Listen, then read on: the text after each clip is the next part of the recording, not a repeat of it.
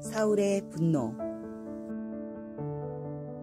우리가 돌아올 때 곧 다윗이 블레셋 사람을 죽이고 돌아올 때에 여인들이 이스라엘 모든 성읍에서 나와서 노래하며 춤추며 소고와 경세를 가지고 왕 사울을 환영하는데 여인들이 뛰놀며 노래하여 이르되 사울이 죽인 자는 천천히요 다윗은 만만이로다 한지라.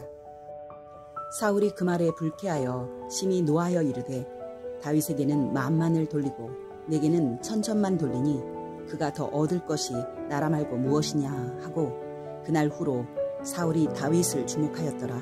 그 이튿날 하나님께서 부리시는 악령이 사울에게 힘있게 내림에 그가 집안에서 정신없이 떠들어대므로 다윗이 평일과 같이 손으로 수금을 타는데 그때에 사울의 손에 창이 있는지라. 그가 스스로 이르기를 내가 다윗을 벽에 박으리라 하고 사울이 그 창을 던졌으나 다윗이 그의 앞에서 2번 피하였더라. 여호와께서 사울을 떠나 다윗과 함께 계심으로 사울이 그를 두려워한지라. 그러므로 사울이 그를 자기 곁에서 떠나게 하고 그를 천부장으로 삼음에 그가 백성 앞에 출입하며 다윗이 그의 모든 일을 지혜롭게 행하니라. 여호와께서 그와 함께 계심이라. 사울은 다윗이 크게 지혜롭게 행함을 보고 그를 두려워하였으나 온 이스라엘과 유다는 다윗을 사랑하였으니 그가 자기들 앞에 출입하기 때문이었더라. 사울의 인생은 실패한 인생이라고 할 수가 있습니다.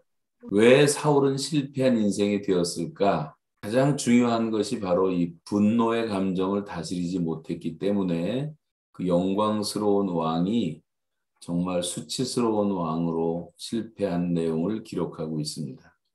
오늘 본문 6절을 보면 다윗이 골리앗을 죽이고 이 블레셋과의 전쟁에서 승리해서 개선장으로 돌아올 때 이스라엘 여자들이 다 온 성에서 나와서 노래하고 춤추고 작은 북과 경쇠를 가지고 사울 왕의 일행을 환영했습니다. 7절에 보면 여인들이 뛰놀면서 서로 주고받는 노래의 내용이 나오죠. 자, 오늘은 좀 여러분 성경을 좀 펴두시고 사무엘상 18장 한번 읽으면서 같이 했으면 좋겠습니다. 여인들이 주고받은 노래의 내용이 7절입니다. 성경 켜신 분들은 같이 읽겠습니다. 시작. 여인들이 뛰놀며 창화하여 가로되 사울의 죽인 자는 천천히요 다윗은 만만이로다. 자, 이스라엘 여인들은 노래하면서 사울을 노래하는데 다윗을 끌어들였습니다. 사울을 노래하면서 다윗을 끌어들였는데 사울 왕을 다윗과 지금 비교하고 있는 거예요. 그러면서 이제 천천이라는 말은 2000을 말하고 만만이라는 말은 2만을 말한다면 이것은 엄청난 비교죠. 지금 사울 왕과 다윗을 10대 1로 비교하고 있는 것입니다. 그러니까 이 이스라엘의 왕과 이 풋내기 목동 출신의 다윗을 비교하면서 10대 1로 비교하고 있어요. 이것이 사울의 마음을 상하게 했고 질투심을 낳게 한 것입니다. 그것도 온 이스라엘 사람들이 다 나와 있는 축제 분위기 속에서 비교를 했기 때문에 더욱더 기분이 나빴을 것입니다. 여러분 생각해 보세요. 그 당시에 권세로 보나 나이로 보나 키로 보나 뭐 인물로 보나 다윗과 비교가 안 되었던 자기를 다윗과 비교한 것이 너무 자존심이 상했습니다. 그것도 자기를 10대 1로 이렇게 낮추니까 더욱더 기분이 나빴겠죠. 그래서 이제 8절에 보시면은 그 결과 사울의 감정이 자극되고 그는 심히 노하게 되었다고 말씀합니다. 이런 점에서 보면 여자들의 좀 지혜가 부족했다고도 할 수가 있습니다. 다 잘했다고 했으면 훨씬 더 좋았을 텐데 그렇게 못한 거죠. 여러분 우리가 누구를 칭찬할 때도 올려줄 때도 이런 점을 조심해야 됩니다. 너무 극단적이거나 너무 피상적인 것은 피하는 것이 좋을 것입니다. 여자들은 조금 감정을 자제할 필요가 있어요. 여러분 마음이 넓은 것 같으면서도 상당히 좁은 것이 부부입니다. 당신들의 남편도 다 마찬가지고 또 아내들도 다 마찬가지입니다만 여러분 여자들이 교회에서 은혜를 많이 받았다고 해서 남편 앞에서 목사 자랑을 너무 해보세요. 속이 좁은 남편들은 네가 가서 같이 살아라 이렇게 말을 합니다. 물론 여자들의 부족한 지혜도 문제가 있지만 그 여자들의 말 한마디에 불같이 질투해서 그것을 가지고 평생을 문제 삼고 다윗을 죽이려고 하는 속 좁은 이 사울 왕에도 분명히 문제가 있습니다. 왕쯤 되었으면 좀 마음이 넓어야 하는데 이 한 가지 사건 때문에 사울은 이때부터 인생이 망가지기 시작하는 것입니다. 저와 여러분도 예외가 아니기 때문에 오늘 이 사건을 공부하면서 나 자신을 돌아보는 시간을 가졌으면 좋겠어요. 첫 번째, 4단계로 오늘 잠깐 생각해 보겠는데 첫째는 사울이 분노한 이유입니다. 왜 사울이 분노했을까? 사울의 분노는 다윗에 대한 질투심에서부터 시작됩니다. 8절 한번 다시 읽어봐요. 다 8절 보시고 시작. 사울이 이 말에 불쾌하여 심히 노하여 가로되 다윗에게는 만만을 돌리고 내게는 천천만 돌리니 그에 더 얻을 것이 나라밖에 무엇이냐 하고. 자, 이 시기하는 마음 때문에 지금 노했단 말이죠. 이런 시기심이 들어오면 사람 속에는 분노가 생깁니다. 사실은 사울을 위해서 잘 싸우고 최선을 다했던 다윗을 시기한 사울 왕은 사람들이 다윗에게 표하는 경의를 올바르게 받아들일 수가 없었어요. 이미 이제 마음이 삐뚤어지기 시작했기 때문에. 그래서 자기 자신은 왕의 자리에서 물러나야 되고 다윗이 그 왕자리를 차지할 것으로 스스로 생각을 하게 됩니다. 그래서 이제부터는 다윗이 신하로 보이지가 않고 자신의 경쟁자로서 시기하는 마음을 갖게 되죠. 그래서 사울은 심히 노하게 되었다고 말씀하고 있습니다. 근데 성경은 말하기를 우리가 이 크게 분노하는 것은 죄악이라고 말하고 있어요. 마태오 5장 22절에 잘 아는 말씀, 나는 너희에게 이르노니 형제에게 노하는 자마다 심판을 받게 되고 형제를 대하여 라가라 하는 자는 공회에 잡히게 되고 미련한 놈이라 하는 자는 지옥불에 들어가게 되리라. 노한다는 것이 죄악이라고 성경은 말하고 있어요. 근데 시기하는 마음을 가지면 이제 노하면서 또 의심하게 됩니다. 여러분 다윗에 대한 사울의 모습을 보세요. 사울은 다윗이 자기에게 이 반기를 들고 왕의 자리를 차지하게 될 것이라고 아예 스스로 단정하고 있습니다. 그에 더 얻을 것이 나라밖에 도대체 무엇이냐. 이 사울의 시기는 다윗은 그런 생각조차 하지 않고 있는데 다윗에 대한 의심으로 발전하고 있습니다. 그리고 이 사람을 대함에 있어서 시기하는 마음을 가지면 그 사람의 행실도 결코 깨끗할 수가 없습니다. 사울은 시기하는 마음을 갖게 된 이후로 다윗을 주목하게 되었다고 말합니다. 9절에 보시면 그날 이후로 사울이 다윗을 주목하였더라. 사울은 그 전과 같은 다윗을 순수하게 사랑하던 마음이 없어지고 이제 기회를 엿보아서 다윗을 해할 생각을 가지게 됩니다. 10절 한번 같이 보세요. 10절 같이 읽어보세요. 그 이튿날 하나님의 부리신 악신이 사울에게 힘있게 내림에 그가 집 가운데서 야려하는 고로 다윗이 평일과 같이 손으로 수금을 타는 때에 사울의 손에 창이 있는지라. 자, 사울의 이 시기심은 드디어 그렇게 사울에게 충성된 충신이었던 다윗을 죽이고자 하는 아주 악한 생각으로 발전되는 것을 볼 수가 있습니다. 여러분, 우리 가운데 여러분 가끔 그런 생각이 들 수가 있어요. 다른 사람이 좀 잘못되기를 바라는 마음이 있다면 빨리 제해버려야 됩니다. 이런 악한 생각을 키워서는 안 돼요. 왜냐하면 그 악한 생각의 배후에는 반드시 악신이 역사하기 때문입니다. 사탄이 역사하는 거예요.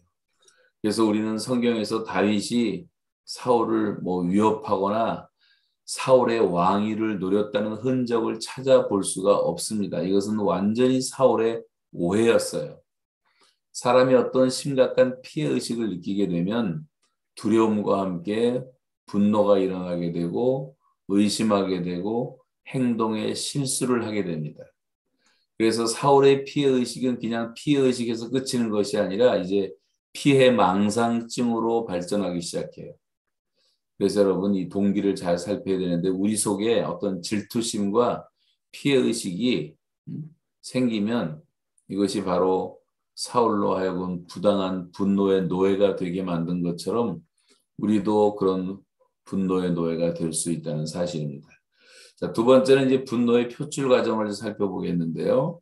사울은 대단히 불쾌한 감정으로 심히 노했다고 말합니다. 이런 분노한 감정은 바로 우리의 신체를 자극하는 아들레이드라고 하는 아주 나쁜 스트레스 호르몬을 발산시킵니다.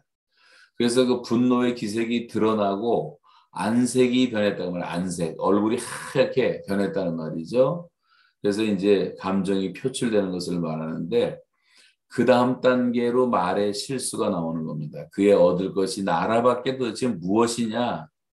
이것은 순간적으로 사울의 입에서 뛰쳐나온 이 분노의 감정이 준 실수의 말이었어요.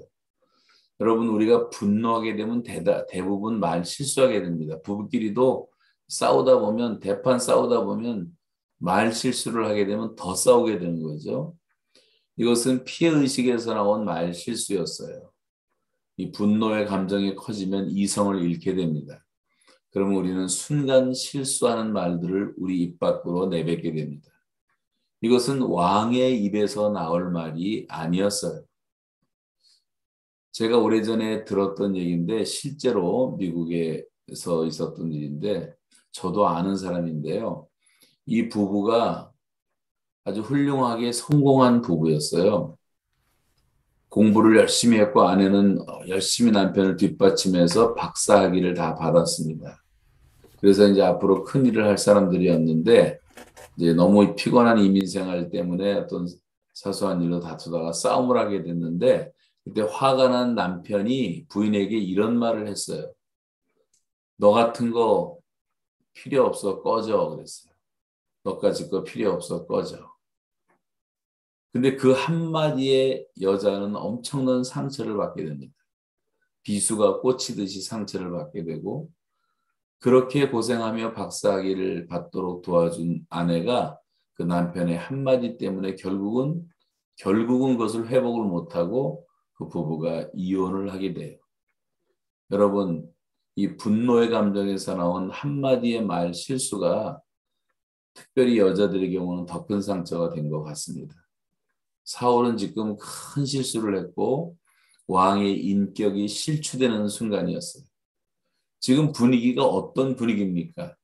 다윗이 골리앗을 이겼고 그래서 고질적으로 이스라엘을 괴롭히던 블레셋을 이기고 돌아오는 축제의 마당이었어요.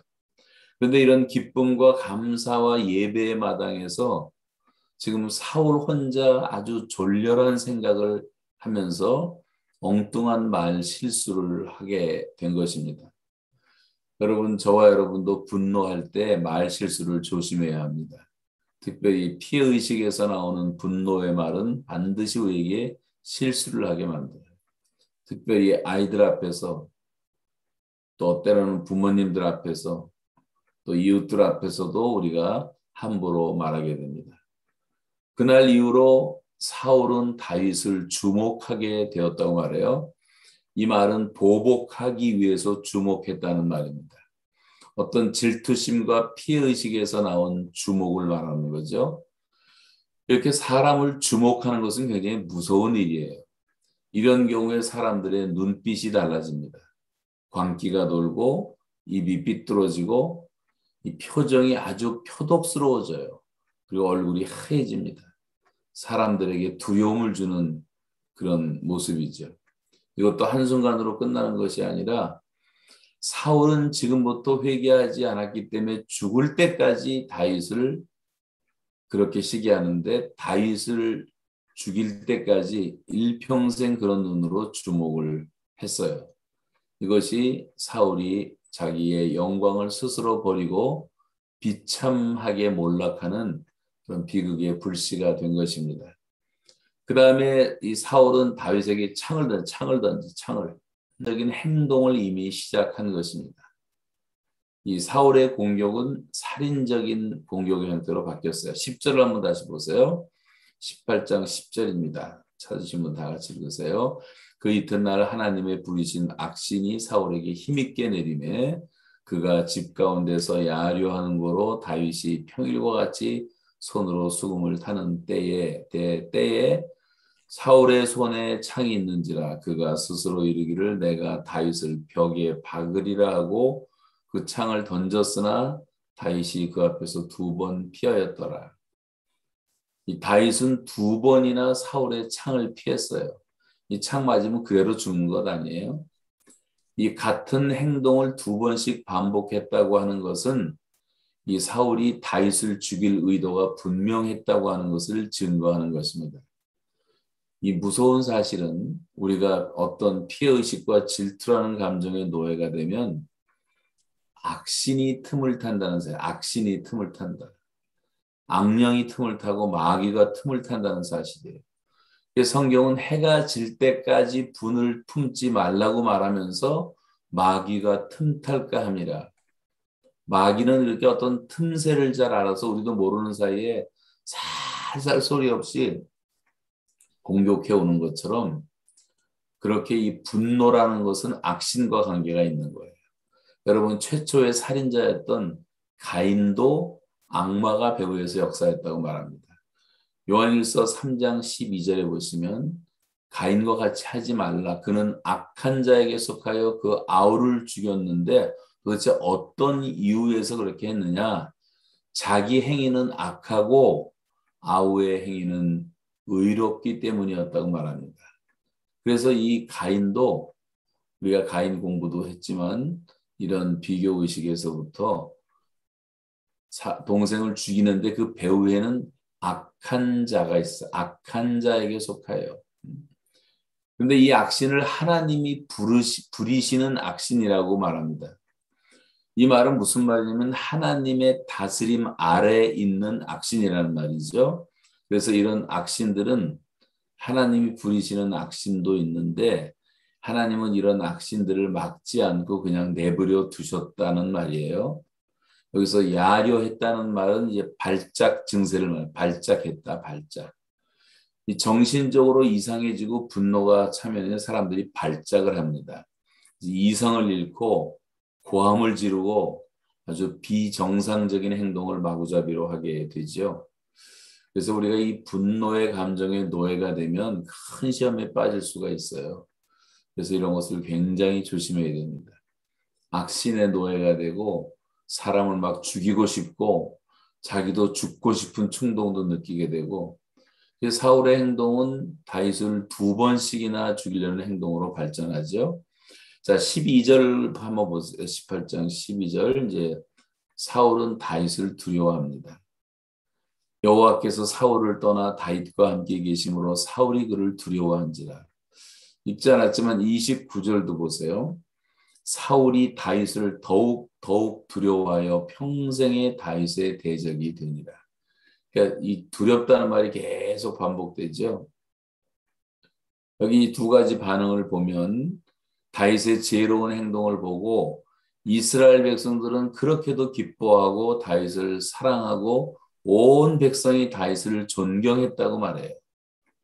그렇다면 이런 신하를 얻은 것을 사울도 기뻐하고 위로해주고 칭찬해주고 그것이 마땅함에도 불구하고 실상 사울은 다윗을 두려워했다고 말합니다.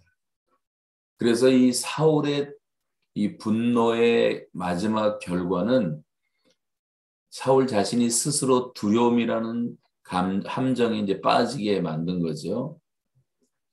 여러분 그 잔인한 폭군들의 역사를 보면 남을 못 살게 굴고 남을 해치는 억울하게 만든 사람 쳐놓고 마음의 평화를 누리는 사람이 없어요. 그래서 이 악한 일을 했던 사람들은 항상 그 결과로 불안해하고 두려워하는 것을 볼 수가 있습니다. 제가 중국에 가서 깨달은 한 가지 사실은 이 중국의 왕들의 역사는 옛날 영화가 다 그렇지만 다 죽이고 죽이는 보복의 역사 아니에요? 이것을 거듭하면서 나쁜 일을 많이 했어요. 여러분 자금성 많이 보셨죠? 자금성 보신 분들 계실 거예요. 어마무시한 성 아닙니까? 그 거대한 성인데 그 자금성을 위시해서 모든 큰 왕궁들을 보면은 웅장하고 스케일이 대단한데도 불구하고 정원에 가보면 나무가 한 그루도 없어요. 왜냐하면 그 나무 뒤에 자객이 숨어 있을까 봐 두려운 마음 때문에 그렇게 했다는 거예요. 그래서 이 문을 이제 창문을 확 열면 아무것도 안 보여요. 뭐가 보이면 그 뒤에 뭐가 숨어 있을까 봐 두려운 마음이 생기기 때문이죠. 그래서 나무 한 그루라도 있으면 잠이 안 왔다는 사실입니다. 이렇게 이제 두려움에 사로잡히게 되면 사람이 이렇게 변질되는 거죠. 자, 이제 분노의 결과를 세 번째로 보면 세 가지 일이 일어났어요. 분노의 결과 세 가지. 첫째는 하나님이 사울 곁을 떠나십니다. 둘째는 그렇게 귀한 다윗이 사울을 떠납니다. 그리고 온 백성이 다 사울을 이제 떠나게 돼요. 이 세 가지 결과. 엄격히 말하면 사울의 분노가 하나님을 떠나게 만들었어요. 12절 보세요. 12절 여호와께서 사울을 떠나 다윗과 함께 계심으로 사울이 그를 두려워한지라.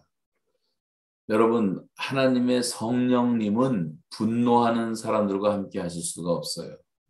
우리가 분노의 감정을 갖고 있을 때 하나님을 슬프시게 하는 것입니다. 이 병적인 분노의 감정은 성령님을 근심시켜 드리는 것이라고 말하고 성령을 소멸하는 행위라고 말합니다. 그 둘째 이제 사울의 분노는 자기에게 가장 소중한 사람이었던 다윗을 떠나게 만들었어요. 자, 13절 보세요. 사무엘상 18장 13절 같이 읽습니다. 그러므로 사울이 그로 자기를 떠나게 하고 천부장을 삼음에 그가 백성 앞에 출입하며. 여러분 다윗처럼 보배로운 신하가 어디 있었겠어요? 전쟁터에서도 필요했고 그 패색이 짙었던 이스라엘을 구한 충신이었고 궁중에서도 필요했고 다윗은 종종 사울이 이제 정신병이 들렸잖아요. 그때마다 수금을 타서 사울의 정신병을 치료하기도 했던 사람입니다. 또 국사를 논할 때마다 누구보다도 가장 지혜로운 충고자였습니다. 다윗은 무엇보다도 신앙이 아주 깊은 사람이었고 하나님을 사랑했고 기도와 믿음의 사람이었고 그리고 사울 곁에 꼭 있어야 될 늘 영감이 넘치는 하나님의 사람이었어요. 그럼에도 불구하고 사울의 분노는 결국 그 사랑스러운 다윗이 자기 곁을 떠나게 만든 것입니다. 여러분 우리의 잘못된 분노로 말미암아 훌륭한 우리의 이웃들이 우리의 곁을 떠나지는 않는지 굉장히 좋았던 동역자들이 떠나가고 좋은 친구들이 떠나가고 화를 내므로 때로는 부모도 떠나가요. 너 같은 자식 보기도 싫다. 응? 화내면. 뭐 부모도 마찬가지고 자식도 마찬가지겠죠. 또 우리 형제 자매들을 떠나게 하는 일은 없는가. 여러분 사람은 누구나 똑같습니다. 너무 화내는 사람을 좋아할 사람은 아무도 없고 쉽게 화내는 사람 곁에 있고 싶지가 않아요. 제가 아는 어떤 재벌이 한 분이 있는데 누구라고 말하지는 않겠지만 이분이 그 스트레스를 잘 극복을 못하니까 믿는 사람임에도 불구하고 화를 잘 내요. 이 분노를 많이 하다 보니까 주변의 인물들이 많이 떠나는 것을 제가 보게 됐습니다. 이 분노가 있으면 자식이라도 떠나고 싶고 부모라도 떠나고 싶은 거예요. 이런 감정을 좋아할 사람이 아무도 없기 때문에. 또 몸은 떠나지 않았다 할지라도 마음이 떠날 수가 있습니다. 보이지 않지만 천리말리 마음이 떠나가요. 그래서 분노는 인간관계를 망치는 치명적인 폭탄과 같은 거예요. 그래서 이제 하나님을 떠나게 만들고 다윗을 떠나게 만들었을 뿐만 아니라 이 사울의 분노는 결국은 모든 백성들의 마음에 상처를 남깁니다. 16절 한번 보세요. 16절 읽습니다. 온 이스라엘과 유다는 다윗을 사랑하였으니 그가 자기들 앞에 출입함을 인함이었더라. 자, 지금 온 백성이 사랑하는 다윗에게 사울은 무슨 명령을 내리고 있냐면 다윗을 죽이라고 명령합니다. 19장 1절 한번 보세요. 19장 1절. 사울이 그 아들 요나단과 그 모든 신하에게 다윗을 죽이라 말하였더니 사울의 아들 요나단이 다윗을 심히 기뻐하므로. 자, 이 사울의 분노는 보면 모든 백성들에게 굉장히 깊은 상처를 주었고 자기 아들이었던 요나단 있잖아요. 왕자 요나단도 엄청난 상처를 받습니다. 요나단은 순수했기 때문에 다윗을 사랑했거든요. 그 딸 미가를 비롯해서 사울의 딸들인 공주들도 상처를 받았습니다. 다윗을 아끼던 신하들도 상처를 받았습니다. 자, 그렇다면 우리도 이런 사울의 분노의 함정에서 예외일 수가 있을까? 자, 하나님도 다윗도 백성들도 모두 사울의 곁을 떠나갑니다. 이것이 분노의 결과였어요. 그럼 나도 모르는 사이에 내가 내 감정을 컨트롤을 못하고 우리가 어떤 분노의 감정에 사로잡혔을 때 우리가 많은 인간관계가 상처를 받게 되고 말은 안 해도 그 마음속 깊이 상처를 내는 경우들도 많이 있습니다. 특별히 부부 사이에서 그렇지 않을까요? 자, 이걸 이제 어떻게 극복할까? 마지막 한 네 번째로는 분노에 대한 예방과 극복을 생각해 보겠는데, 첫째, 이제 질투심을 극복하려면 무엇보다 비교의식에서 해방돼야 돼. 비교의식. 비교의식이 정말 무서운 겁니다. 이 사울이라는 왕의 이런 질투심, 이것은 비교의식에서 나왔죠. 우리도 이런 함정에 빠지기가 쉽습니다. 우리도 자꾸만 남들과 자신을 비교합니다. 우리들은 내 배우자를 남들과 비교해. 내 부인을 다른 여자와 비교를 하고 내 남편을 다른 남편과 비교하고 내 부모님을 다른 부모님과 비교하고 내 자녀들을 다른 자녀들과 비교하고 뭐 은사를 비교하고 생긴 미모를 비교하고 키를 비교하고 성격을 비교하고 하다못해 음식 먹는 것도 비교하고 학력을 비교하고 재산과 재물도 비교하고 어떤 좋은 의미에서 비교를 할 필요도 있을 때도 있지만 문제는 이 분수를 알지 못하는 그런 잘못된 비교, 자기의 한계를 알지 못하는 지나친 비교, 또 부당한 비교. 그래서 결국 이것은 다 자기와 이웃들에게 상처를 주고 이 사울의 비극을 불러들이는 결과가 될 수가 있는 것입니다. 여러분, 이 비교 의식이라고 하는 것이 아예 창세기부터 보시면 악마가 가장 즐겨 쓰는 무기 가운데 하나예요. 우리가 항상 이 비교 의식에 당하는 경우를 많이 볼 수가 있습니다. 두 번째는 이 비교 의식은 열등감과 연결이 돼요. 그 열등감은 우월 의식을 자극합니다. 그리고 이 우월 의식이 무너지면 열등감이 생기게 되죠. 열등감이라는 것은 자존심을 몹시 상하게 만들고 자존심이 강할수록 질투심은 강해지고 질투심이 강해질수록 불쾌한 감정이 심해지고 불쾌지수가 높을수록 분노가 더 폭발되는 거예요. 그래서 우리는 우리 자신에게 항상 정직해야 합니다. 자신의 분수를 알아야 되고 과도한 욕심을 버릴 수 있어야 돼요. 모든 탐심은 우상 숭배라고 성경이 말한 것처럼 그런 욕심에서부터 이런 일들이 많이 생기기 때문에 우리가 자신의 분수를 알아야지 과도한 욕심을 버릴 수가 있습니다. 자신의 한계를 인식할 때 지나친 경쟁을 또 피할 수가 있는 거죠. 또 자기의 개성도 이해해야 되고 하나님의 부르심도 이해해야 되고 나에게 주신 은사도 이해를 해야 되는 거예요. 우리가 가끔 그런 말 합니다. 어떤 사람이 너무너무 잘 출세했을 때 텔레비를 보다가다 그러고 어떤 얘기를 하다가도 그게 걔 나 옛날에 중마고였어. 옛날에 뭐 초등학교 때 내 똘만이었는데 저놈이 출세했네. 그 사람의 어떤 노력과 출세의 과정은 생각하지 않고 옛날과 잠깐만 비교하는 거예요. 그러니까 화가 나고 기분 나쁘죠. 옛날에 초등학교 때도 자기 똘만이 역할을 했던 애가 지금 자기보다 훨씬 더 우월해졌단 말이죠. 저 친구 학교 다닐 때 형편없었는데 또 친구 남편에게 자꾸만 자기 남편을 비교해요. 저 집은 저렇게 잘 사는데 당신 도대체 뭐 한 거야?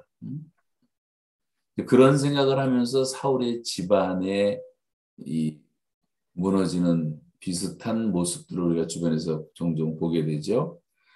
여러분, 이것은 예수님이 부활 승천하기 직전까지도 제자들이 이기지 못하고 있었던 그 의식이에요. 그래서 사도 요한과 자기를 비교하고 있던 베드로, 베드로에 대한 예언을 하시니까 베드로가 저 사람은 어떻게 되겠습니까? 요한을 시기해서 얘기를 하는 거죠. 근데 주님이 말씀하시기를 내가 올 때까지 그를 머물게 할지라도 네게 무슨 상관이 있느냐? 너는 나를 따르라 말씀하십니다. 주님께서는 우리를 개개인으로 보시고 우리 각 사람이 할 일이 있는 거죠. 개성 있게 보는 거예요. 그리고 이 모든 것이 연합하여 주님의 몸을 이루게 하십니다. 그러므로 성경은 항상 자기 분수를 알라고 말하고 있고 자기의 사명을 알고 자기의 신분을 알고 자기의 은사를 정확하게 파악해서 그 자리에서 부르심의 자리에서 열심히 주를 섬기면 되는 것이라고 말씀하고 있어요. 어떤 경우도 여러분 누구와 나를 절대 비교하지 마세요. 이런 병적인 비교에서 벗어나야지 열등감이 치료되고 열등감이 치료되어야지 질투심에서 해방될 수가 있는 것입니다. 이 질투심이라는 것은 인간관계를 꼭 파괴를 시켜요. 어떤 사람은 용감하지 못한 사람은 자기 속을 다 멍들게 만듭니다. 아가서 8장 6절에 보시면 너는 나를 인같이 마음에 품고 도장같이 팔에 두라. 사랑은 죽음같이 강하고 투기는 음부같이 잔혹하다. 이 시기는 음부같이 잔혹하고 불같이 일어나니 그 기세가 여호와의 불과 같다. 이런 말씀도 나와요. 부는 잔인하고 노는 창수 같거니와 투기 앞에야 누가 서리요. 그 투기 앞에 설 자가 없다는 겁니다. 그래서 이런 것을 조심해야 되고 세 번째는 이제 피해의식에서 해방돼야 돼요. 자, 사울이 다윗에게 느낀 위협은 이 객관적이고 사실적인 것이 아니었습니다. 이것은 아주 주관적이고 자기 스스로 상상하는 거였어요. 사실 다윗은 평생 사울을 죽일 뜻이 전혀 없죠. 그런 생각조차 하지 않습니다. 실제로 다윗이 사울을 죽일 수 있는 완벽하고도 결정적인 기회가 몇 번 주어졌어도 다윗은 항상 내가 하나님을 두려워하여 기름 부음 받은 자를 죽일 수 없다는 마음이 아주 분명했기 때문에 사울에게 결코 손을 대지 않았습니다. 자, 이런 사울의 병적인 피해의식을 오늘 정신의학에서는 피해망상증이라고 불러요. 피해망상증이라고 하는 것은 누군가 자기를 해칠 것이라고 하는 생각에 집착하는 증상을 말합니다. 이 삶의 현실에서 당하는 어떤 위기와 문제와 이 갈등이 이제 지나치게 심해서 자기의 인내의 한계를 넘어설 정도로 참다 보면 이런 현상이 나타날 수가 있어요. 우리 교포사회에서도 요즘 일어나는 인종차별, 또 우리가 생계의 위협을 느끼는 것, 인간관계에 많이 고통스러운 여러 가지 스트레스가 다 이런 데서 오는 거죠. 그래서 전혀 자기하고 상관도 없는 사람들을 보고도 자기에게 험담을 하고 있다고 짐작해서 분노하는 사람도 있어요. 그 사람은 전혀 그런 말을 하고 있지 않는데. 또 어떤 사람이 이게 심해지면 누가 나를 미행하고 있다고 또 생각합니다. 또 어떤 사람은 누군가 자기 집에 비디오를 설치해 놓고 자기를 감시하고 있다고 생각을 해요. 이 비디오 앞에서 제가 북한에서 2년 7개월을 살아봤는데 참 사람을 묘하게 만들어. 어디 가든지 비디오 그 CCTV를 지키고 잘 때도 나를 다 보고 있다고 생각하니까 아주 그것이 몹시 이제 불편하더라고요. 어떤 사람들은 색깔에도 굉장히 예민한 사람이 있습니다. 빨간색만 보면 자기를 미행한다고 생각하는 사람도 있고, 뭐 자동차, 구두, 가방, 옷, 그 색깔에 굉장히 민감한 사람도 있어. 어떤 색깔 보면 이상한 감정 갖는 사람. 또 어떤 사람은 이 집에 이제 커튼이 쳐져요.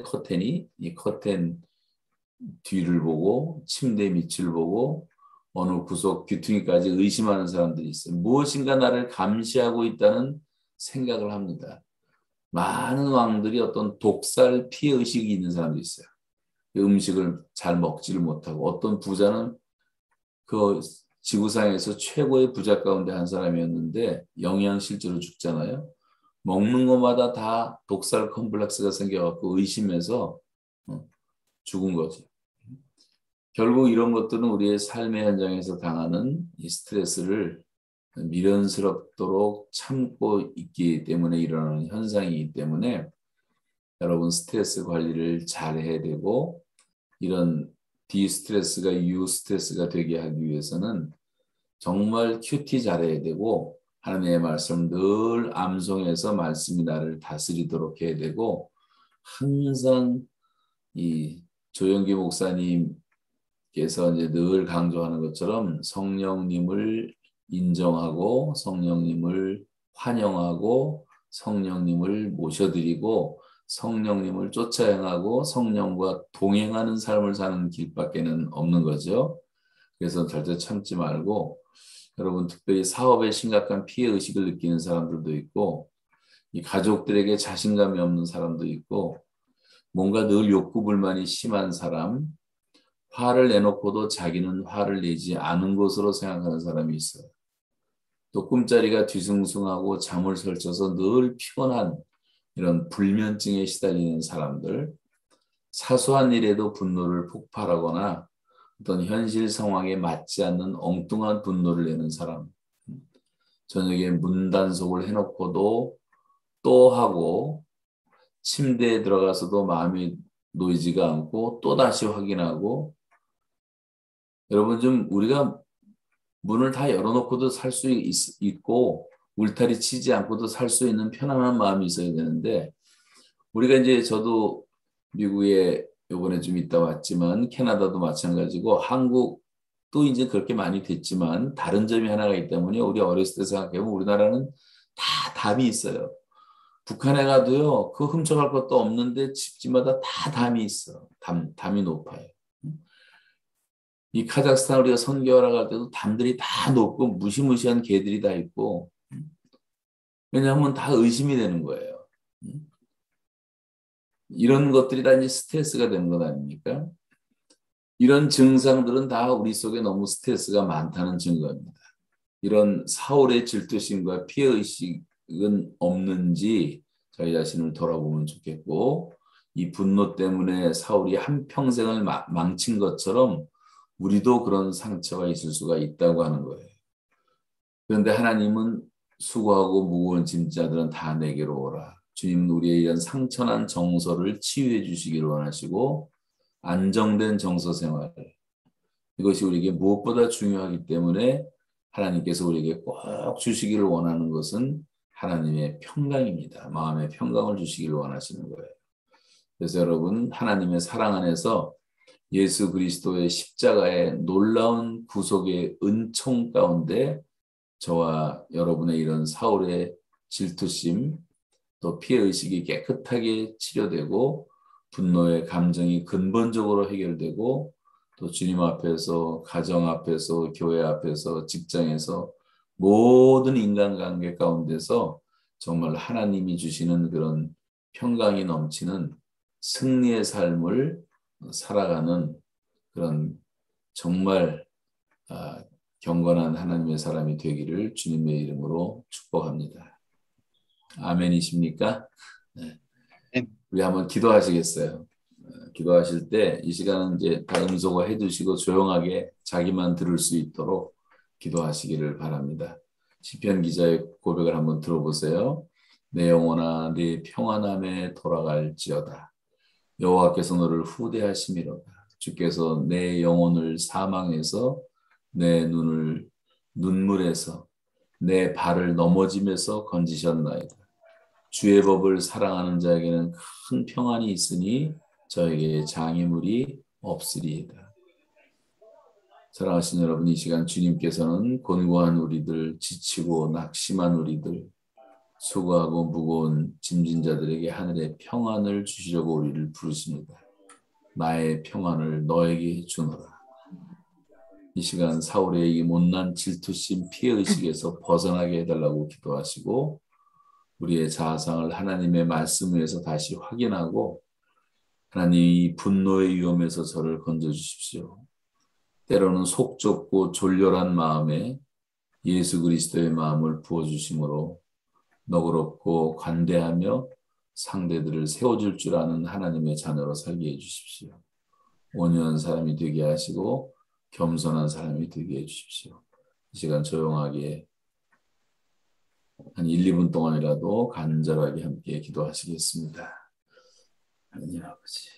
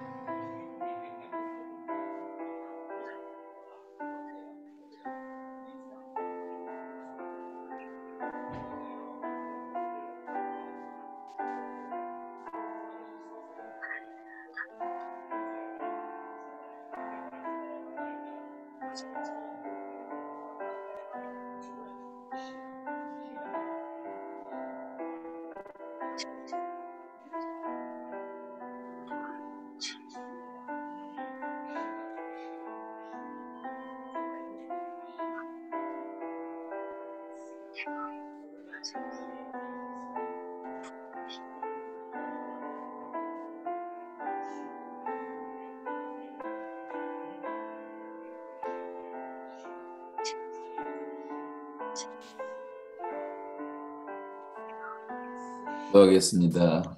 하나님 아버지 감사합니다. 우리 마음속에도 사울의 분노의 감정 같은 것들이 있는 것을 고백합니다. 오늘 이 시간 다시 우리를 불러주신 하나님을 생각하게 하시고 우리에게 주시는 은사대로 우리를 사용하시기 위해서 우리를 불러 세우셨사오니 우리를 부르신 그 부르심의 자리에 있게 하여 주시고 우리에게 주신 분깃을 따라 주신 그 믿음의 자리에 있게 도와주시오며 우리에게 맡겨주신 그런 좋은 은사들을 가지고 아름다운 영향력을 발휘해서 주님으로부터 착하고 충성된 종이라고 참 잘하였다고 인정받는 하나님의 사람들로 우리 모두가 정말 주님 주시는 평강 가운데 우리 각자의 삶에 충실할 수 있는 종들이 되게 하여 주시옵소서. 우리 가운데 누구도 비교하지 않게 하시고 또 어떤 피해의식을 갖고 살아가지 않도록 도우시며 정말 좋은 관계 속에서 모든 사람들에게 친절하고 사랑스럽고 정말 온유하고 겸손한 하나님의 사람들로 살아가도록 인도하여 주시옵소서. 예수 그리스도의 이름으로 기도하옵나이다.